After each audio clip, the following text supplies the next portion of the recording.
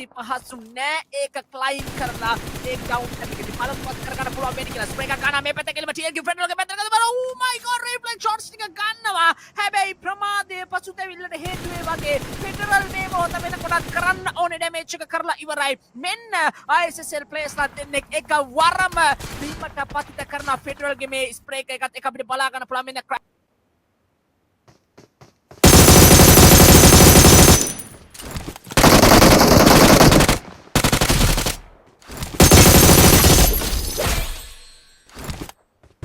Bravo.